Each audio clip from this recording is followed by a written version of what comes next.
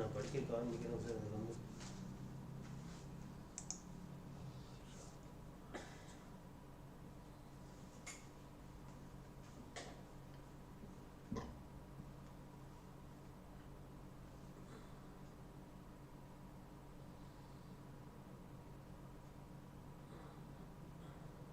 நீங்க ஒரு டீச்சரா இல்ல டீச்சர் ஆகணும்னு ஆசைப்படுறீங்களா? உங்களுக்கான வீடியோ தான் இது. இப்ப இருக்க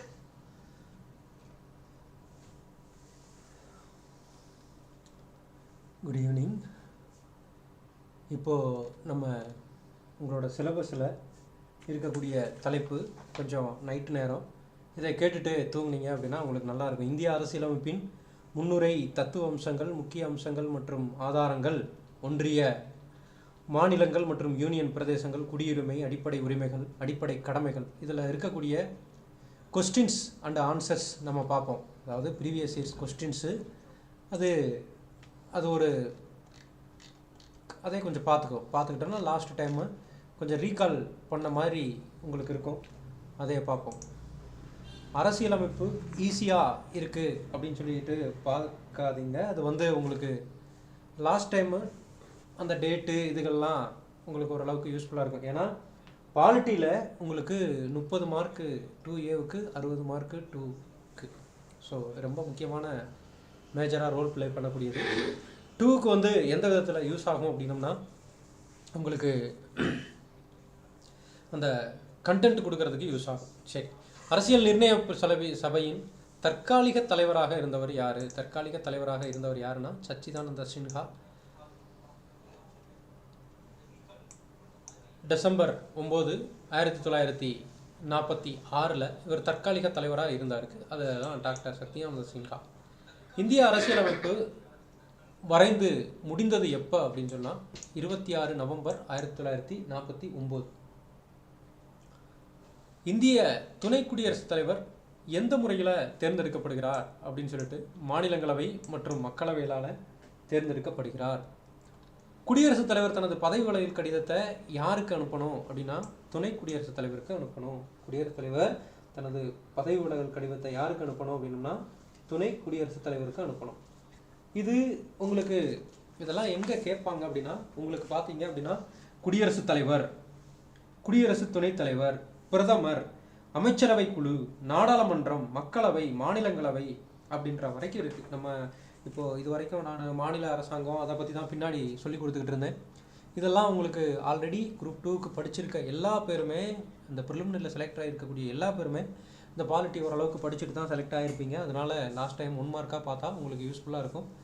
அமைச்சரவை கூட்டாக யாருக்கு பொறுப்பானதுன்னா மக்களவைக்கு பொறுப்பானது. அமைச்சரவை யாருக்கு பொறுப்பானதுன்னா மக்களவைக்கு பொறுப்பானது. ஏன் மக்களவைக்கு பொறுப்பானது அப்படின்னு சொல்லி பார்த்தோம்னா இங்கே இருக்கக்கூடிய உறுப்பினர்கள் எல்லாமே மக்களால் தேர்ந்தெடுக்கப்பட்ட உறுப்பினர்கள். அதை மக்கள் தான் ஆட்சி பண்ணணும் அப்படின்றதுனால மக்களவைக்கு பொறுப்பானது. அடிப்படை உரிமைகள் குடியரசுத் தலைவரால் நிறுத்தி வைக்கப்படலாம். அடிப்படை உரிமைகளை குடியரசுத் தலைவர் நினைச்சாருன்னா நிறுத்தி வைக்கப்படலாம். அரசியல் அமைப்பின் உருவாக்கியவர் அடிப்படை உரிமைகள் என்ற கருத்தை எந்த நாட்டிலிருந்து எடுத்திருக்கிறாங்க அப்படின்னா அமெரிக்க ஐக்கிய நாட்டு அரசியலமைப்பிலிருந்து எடுத்திருக்கிறாங்க. அரசு கொள்கையினை நெறிப்படுத்தும் கோட்பாடுகள் எந்த பகுதியில் சேர்க்கப்பட்டிருக்கு அப்படின்னா டிபிஎஸ்பி பகுதி 4 சேர்க்கப்பட்டிருக்கு. இந்தியாவின் திட்டக்குழு தலைவர் யார் அப்படின்னா பிரதமர், அமைச்சர். இந்திய அரசியலமைப்பின் பொதுப்பட்டியலில் எத்தனை சப்ஜெக்ட் இருக்குது அப்படின்னு சொல்லி பார்த்தோம்னா 52 சப்ஜெக்ட் இருக்குது. ஒருவருக்கு இந்திய குடியுரிமை பெறுவதற்கான தகுதி எப்படி இருக்கணும் அப்படின்னா இந்தியாவில் வசிப்பவராக இருக்கணும், இந்தியாவில் பிறந்தவராக இருக்கணும், பாகிஸ்தானிலிருந்து அகதியாக வந்தவர். இது அனைத்துமே சரிதான். இப்போ பார்த்தீங்க அப்படின்னா உங்களோட தலைப்பு உங்களுக்கு எப்படியெல்லாம் கொடுத்துருக்காங்க. அரசியலமைப்பு முன்னுரையோ மற்றும் தத்துவ அம்சங்கள். இதே ஒரு நாள் நடத்தினேன்.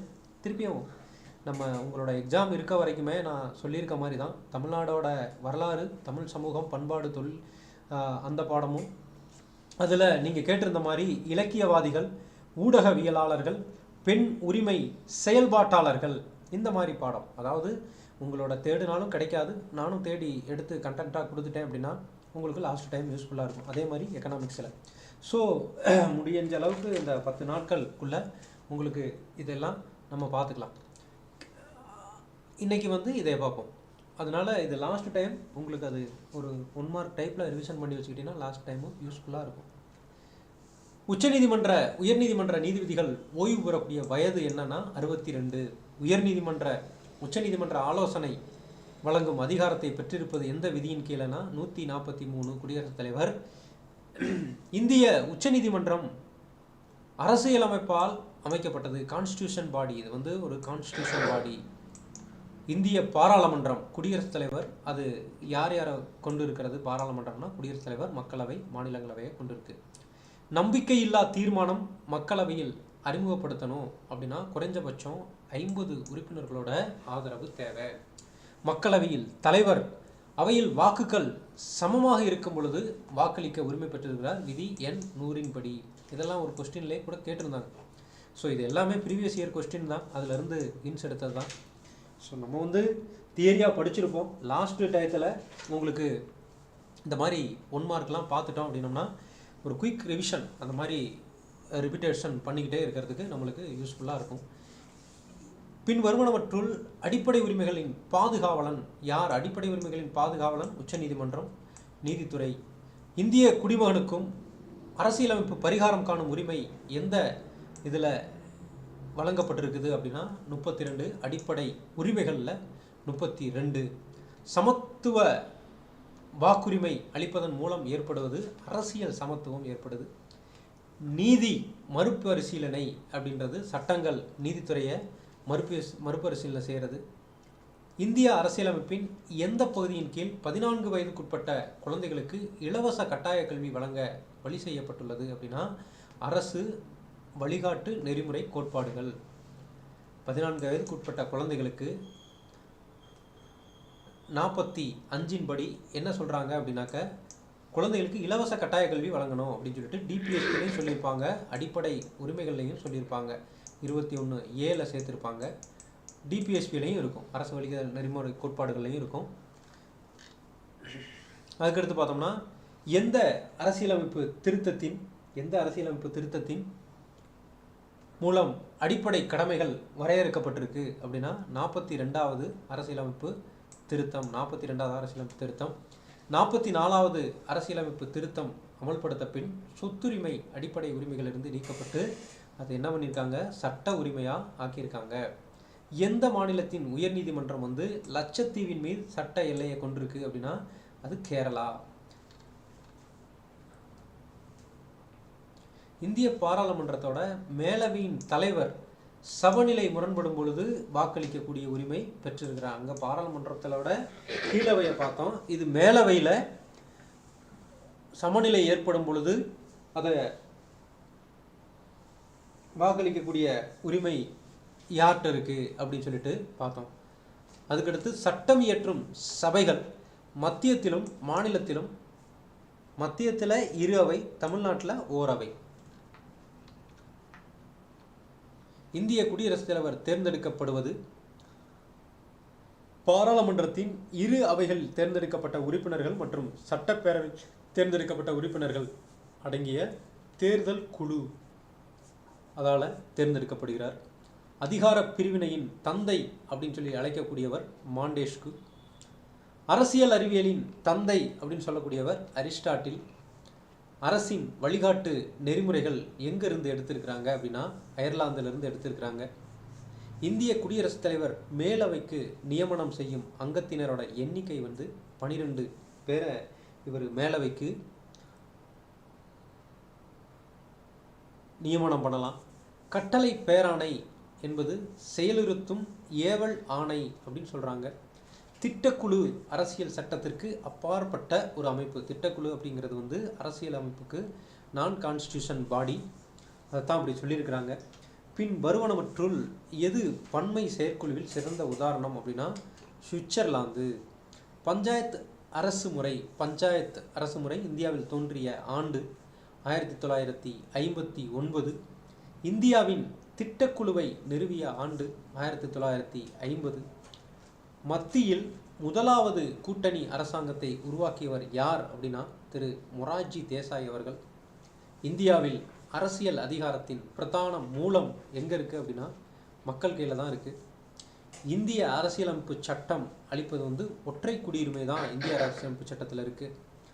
இந்திய பாராளுமன்றத்தின் உள்ளடக்கம் அது முன்னாடியே சொல்லியிருக்கோம், குடியரசுத் தலைவர், மக்களவை மற்றும் மாநிலங்களவை அப்படின்னு. பாராளுமன்ற இரு கூட்டு தொடர்களிடையே அனுமதிக்கப்பட்ட அதிகபட்ச இடைவெளி காலம் எவ்வளவு அப்படின்னா 6 மாதங்கள். திமுக எப்போ தொடங்கியிருக்கிறாங்க அப்படின்னா 1949 வருடத்தில் தொடங்கியிருக்கிறாங்க. நீதி கட்சியிலிருந்து வந்து திமுக, திராவிட கழகம் 1944, அதுக்கடுத்து திராவிட முன்னேற்ற கழகம் 1949. மக்களவை முதல் சபாநாயகர் யார் அப்படின்னா கணேஷ் வாசுதேவர் மௌலாங்கர். சுதந்திர கட்சியை 1959 நிறுவியவர் யார் அப்படின்னா சி ராஜகோபாலாச்சாரி. இந்திய அரசியலமைப்பு சட்டத்தின் 8வது அட்டவணையில் 13 மொழிகள் இருந்துச்சு. 92வது திருத்தத்தின் மூலம் 22ஆக அதிகரிச்சிருக்கு. அடிப்படை உரிமைகள் எந்த பகுதியில் இருக்குது அப்படின்னா பகுதி 3ல் இருக்குது. ஸோ இதில் வந்து ஒரு 100 கொஸ்டினில் 50 கொஸ்டின் நான் வாசிச்சிட்டேன். வேகமாக சொல்கிறேன்னு நினைக்காதீங்க, எல்லாத்துக்கும் தெரிஞ்ச கொஸ்டின் தான் இது. உங்களுக்கு அதைய ரீகால் பண்ணுறதுக்காண்டி தான் சொன்னேன். இன்னும் ஒரு 20 கொஸ்டின் நான் சொல்கிறேன். இந்திய யூனியன் புதிய மாநிலம் உருவாக்கப்பட வேண்டும் அப்படின்னா எந்த அட்டவணையில் திருத்தணும்? இந்திய யூனியனில் புதிய மாநிலம் உருவாக்கணும் அப்படின்னா எந்த அட்டவணையில் திருத்தப்பட வேண்டும் அப்படின்னா முதல் அட்டவணையில் திருத்தப்படணும். இங்கே குடியரசுத் தலைவரோட விதிகள் கொடுத்துருக்கேன். இந்த குடியரசுத் தலைவரோட விதிகளில் நீங்கள் 54வது இந்திய ஜனாதிபதியோட தேர்தலை பற்றி சொல்லுது. விதி 54 இந்திய ஜனாதிபதியின் தேர்தல். அவங்களுக்கு தேர்தலுக்கு என்னென்ன இருக்குது அப்படின்றத பற்றி சொல்லுது. 75 வந்து பிரதமரோட நியமனத்தை பற்றி சொல்கிறாங்க. 155 மாநிலத்தின் ஆளுநர் நியமனத்தை பற்றி சொல்லக்கூடிய விதி. 164 ஒரு மாநிலத்தின் முதல்வர் மற்றும் அமைச்சர் குழு நியமனத்தை பற்றி சொல்லுது தான் 164. ஸோ இந்த எல்லாமே அப்பாயின்மெண்ட். ஃபஸ்ட்டு ஜனாதிபதி தேர்தலை பற்றி சொல்லியிருக்கோம் 54.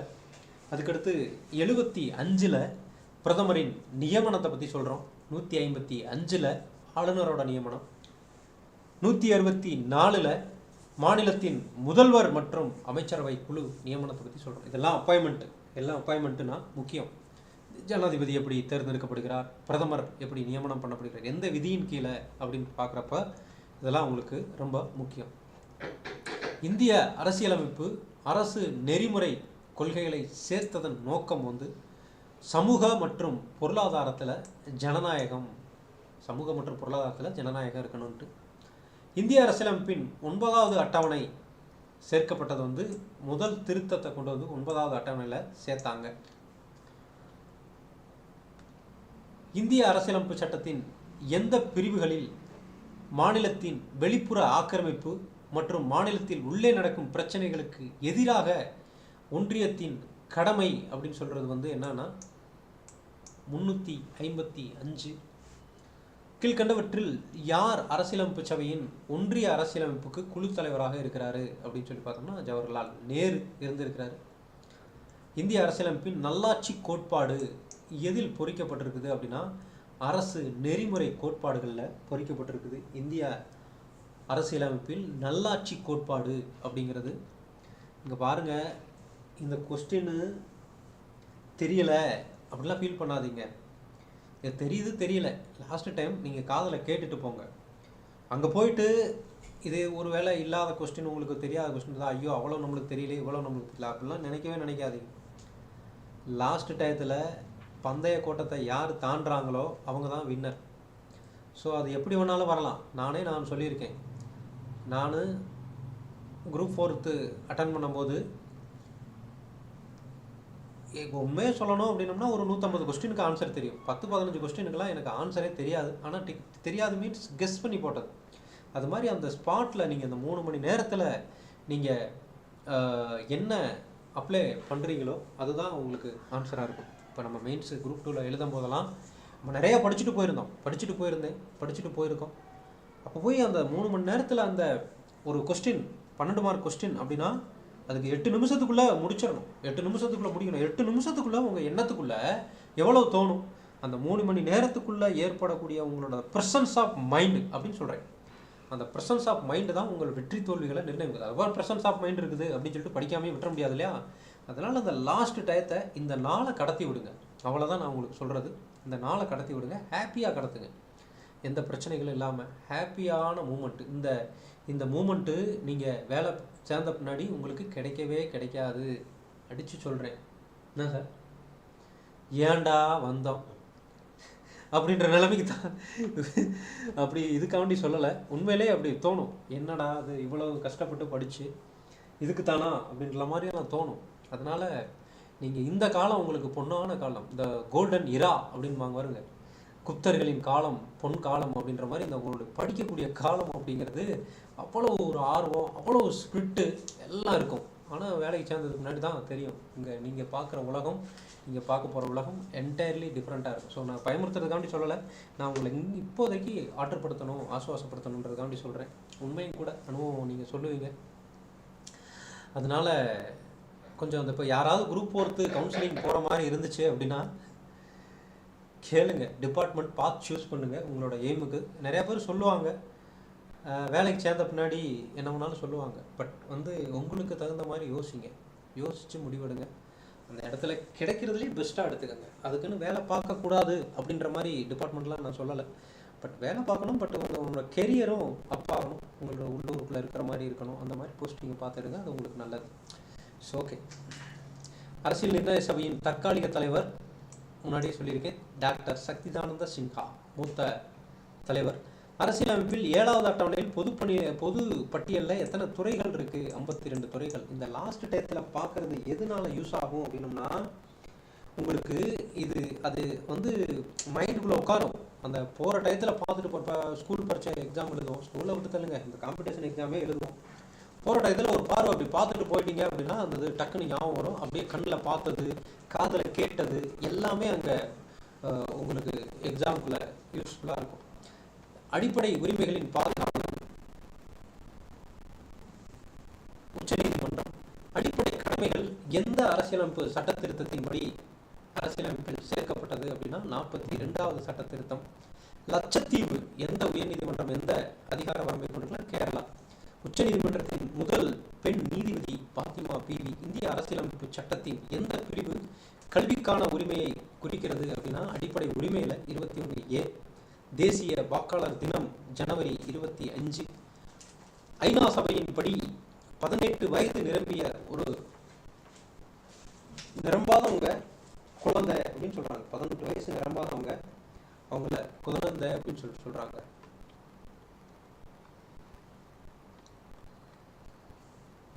நிதி மசோதாவினை திருத்தம் செய்யவோ அல்லது நிராகரிக்கவோ மாநிலங்களவைக்கு அதிகாரம் இல்லை. மக்களவைக்கு தான் அது எல்லாமே. மக்களவை இந்த ஃபினான்ஸ் மேட்டர் மட்டும், நிதி பில், மணி பில் மட்டும் மக்களவைக்கு தான் அதிகாரம் இருக்கு.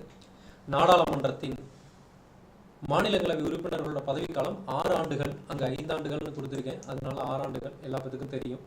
நாடாளுமன்ற இரு அவைகளின் செயல்முறைகளிலும் பேசுவதற்கு பங்கு கொள்வதற்கும் இந்திய அரசின் தலைமை வழக்கறிஞருக்கு உரிமை உண்டு. மக்களவையின் மொத்த உறுப்பினர்களின் எண்ணிக்கை 545. நிதிநிலை அறிக்கை கூட்டத்தொடர் நாடாளுமன்றத்தில் எப்போ நடக்கும் அப்படின்னா பட்ஜெட் கூட்டத்தொடர் February to May வரைக்கும் நடக்கும்.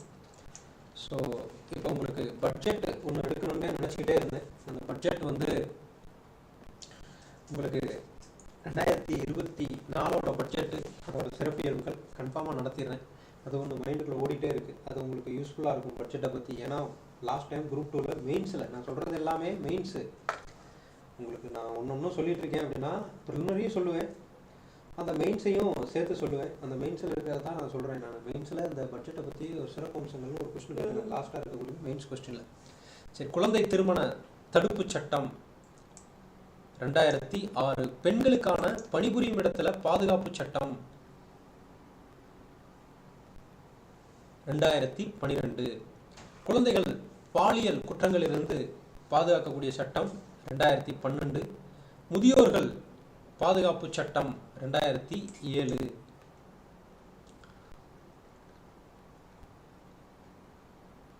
இந்தியாவில் பெண் தொழிலாளர்களுக்கான டாக்டர் பி அம்பேத்கர் அவர்களால் இயற்றப்பட்ட சட்டங்கள் பெண்கள் மற்றும் குழந்தை தொழிலாளர் பாதுகாப்பு சட்டம், பெண் தொழிலாளர் நல நிதி சட்டம், பெண் தொழிலாளர்களுக்கான பேறுகால நன்மைகள் சட்டம்.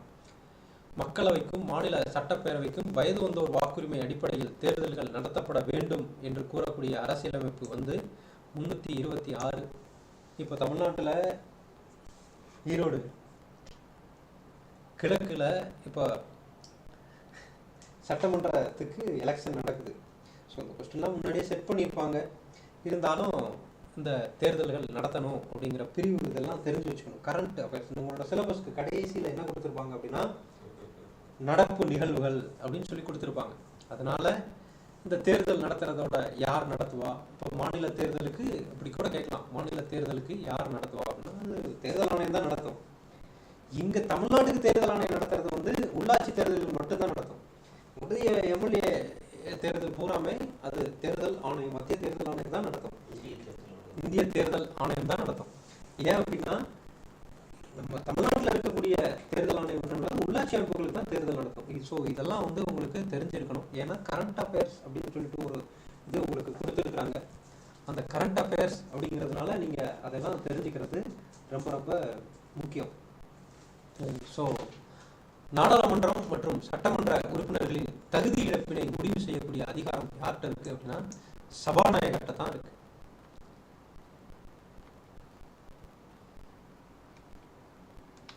இன்னைக்கு நைட்டில் இவ்வளவு கேள்விகள் போதும் அப்படின்னு நினைக்கிறேன். அதுக்கடுத்து நம்ம பாலிட்டி மட்டும் என்ன பண்ணுவோம் அப்படின்னா அப்படி கொஸ்டினாக படிச்சுக்கலாம்னு சொல்லியிருக்கேன். நான் எந்த தலைப்புலேருந்து எந்த தலைப்பு வரைக்கும் கொஸ்டினாக படிச்சுக்கலாம்னு சொல்லியிருக்கேன் அப்படின்னா அந்த இந்திய அரசியலமைப்பிலிருந்து நாடாளுமன்றம், மக்களவை, மாநிலங்களவை, முதலமைச்சர் வரைக்கும், அப்புறம் தமிழ்நாடு சட்டமன்றம், அதிகாரங்கள், கட்டமைப்பு, அதே நான் நம்ம பாடம் நடத்துகிற மாதிரி ரெகுலராக நான் நடத்திக்கிட்டே இருக்கேன். ஸோ கொஞ்சம் லாஸ்ட் டைமு கொஞ்சம் பொறுமையாக சொல்லலை அப்படின்லாம் நினைக்காதீங்க. கொஞ்சம் இது முடிங்க. குரூப் 1 ப்ரிலிமினரிக்கு சூப்பராக நான் அதைய பொறுமையாக ஒரு பாடமாக நடத்தி போடுறது தான் என்னோடய வேலையே.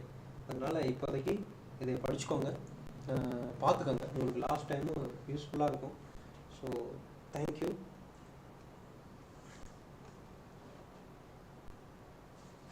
காலையில் எக்கனாமிக்ஸில் தமிழ்நாட்டு பொருளாதாரம், அப்புறம் அதாவது இது சொல்லியிருந்தேன், தமிழக அரசின் மின் ஆளுகை மற்றும் அலைபேசி ஆளுகை துவக்கங்கள், இந்த பாடம் பார்ப்போம். தேங்க்யூ.